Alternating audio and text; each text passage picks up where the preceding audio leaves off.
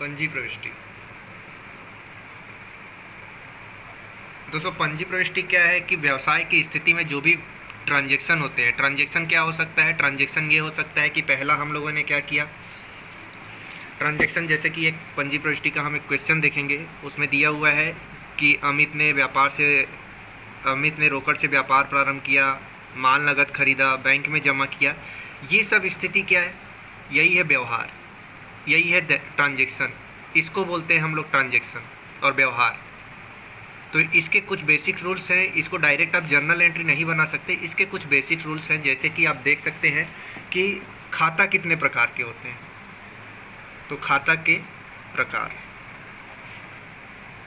प्रकार में पहला आएगा आपका व्यक्तिगत खाता। इंग्लिश में हम इसको पर्सनल अकाउंट बोलते हैं। तो व्यक्तिगत खाता रहता है। दूसरा क्या रहेगा आपका वास्तविक खाता। वास्तविक खाता को हम इंग्लिश में रियल अकाउंट बोलते हैं। थर्ड है नाम मात्र खाता या अवास्तविक खाता, जिसको हम इंग्लिश में नॉमिनल अकाउंट बोलते हैं। तो फ्रेंड्स इसके कुछ रूल्स हैं जो आप व्यक्तिगत खाता में देखेंगे। तो व्यक्तिगत खाता में जब आप पंजी प्रविष्टि बनाएंगे तो उसमें विकलन क्या क्या होता है वो आप देख सकते हैं। तो विकलन व्यक्तिगत खाता में पाने वाले व्यक्ति को करते हैं हम विकलन। पाने वाले व्यक्ति को क्या करेंगे, विकलन। इंग्लिश में हम बोल सकते हैं द रिसीवर। रिसीवर को हम क्या करेंगे, डेबिट करेंगे। फिर क्रेडिट यानी समाकलन क्या होगा इसमें, तो समाकलन हम करते हैं देने वाले व्यक्ति को। देने वाला व्यक्ति क्या होगा, समाकलन होगा। इंग्लिश में हम इसको द गिवर बोलते हैं, यानी कि क्रेडिट होगा। उसके बाद हम आएंगे व्यक्तिगत खाते के बाद वास्तविक खाते में। तो वास्तविक खाता में हम विकलन किसको करते हैं, तो वास्तविक खाता में विकलन हम करेंगे जो वस्तु व्यापार में आती है।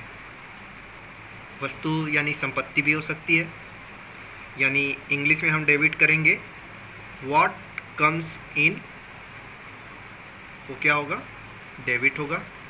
और समाकलन यानी क्रेडिट क्या होगा, जो वस्तु व्यापार से जाती है वो क्या होगा, समाकलन होगा, यानी कि व्हाट गोज आउट। थर्ड आएंगे हम नाम मात्र खाता में। नाम मात्र खाता में जब हम आएंगे तो नाम मात्र खाते में हम देखेंगे विकलन क्या होगा, जितने भी व्यापार के छोटे मोटे खर्चे हैं, तो खर्चे, हानि, ये क्या होंगे, विकलन होंगे, यानी डेबिट होंगे। एक्सपेंसेस और लॉसेस। उसके बाद हम समाकलन करेंगे। समाकलन में क्या होगा, यानी कि क्रेडिट।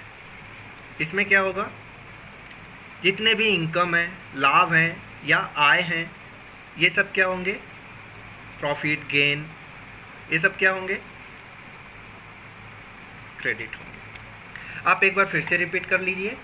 खातों के प्रकार, पहला है व्यक्तिगत खाता। व्यक्तिगत खाता वो खाता है जिसमें आदमी से यानी व्यक्ति से रिलेटेड रहता है, जिसके इसके एग्जाम्पल आपको चाहिए तो बैंक खाता, क्योंकि बैंक किसी व्यक्ति का खुला रहता है। और जैसे राम का खाता, श्याम का खाता, ये सब क्या है, व्यक्तिगत खाता है। वास्तविक खाता क्या है, वास्तविक खाता वह खाता होता है जिसमें हम व्यवसाय संबंधी जितने भी खाते बनाते हैं, जैसे माल क्रय करते हैं तो क्रय खाता, माल बेचते हैं तो विक्रय खाता, खरीदा हुआ माल वापस होता है तो क्रय वापसी खाता, बेचा हुआ माल वापस आता है तो विक्रय वापसी खाता। ये सब खाते आते हैं, जिसमें संपत्ति खाता आता है। अगर हम फर्नीचर खरीदते हैं तो फर्नीचर खाता, फर्नीचर से रिलेटेड, संपत्ति से रिलेटेड भी वास्तविक खाता है। तीसरा आते हैं नाम मात्र खाता और अवास्तविक खाता। ये वह खाते हैं जो व्यापार में रेगुलर बेसिस पे, यानी हर मंथली या हर दिन जो खर्चे होते हैं, इसको डेली बेसिस खर्चे बोल सकते हैं। ये क्या कहलाएगा, नाम मात्र खाता या अवास्तविक खाता। जैसे कि महीने में हम किराए देते हैं, बिजली बिल आती है, रिफ्रेशमेंट एक्सपेंसेस यानी जलपान व्यय मीटिंग वीटिंग होती है तो इन सब चीज़ों को हम क्या बोलेंगे, नाम मात्र खाता। व्यक्तिगत खाता में हम विकलन किसको करते हैं, पाने वाले व्यक्ति को, और समाकलन हम करते हैं देने वाले व्यक्ति को। वास्तविक खाता में हम विकलन करते हैं जो वस्तु व्यापार में आती है, और समाकलन करते हैं जो वस्तु व्यापार से जाती है। नाम मात्र खाता में हम विकलन करेंगे खर्चे और हानि को, समाकलन में हम करेंगे लाभ और आय को।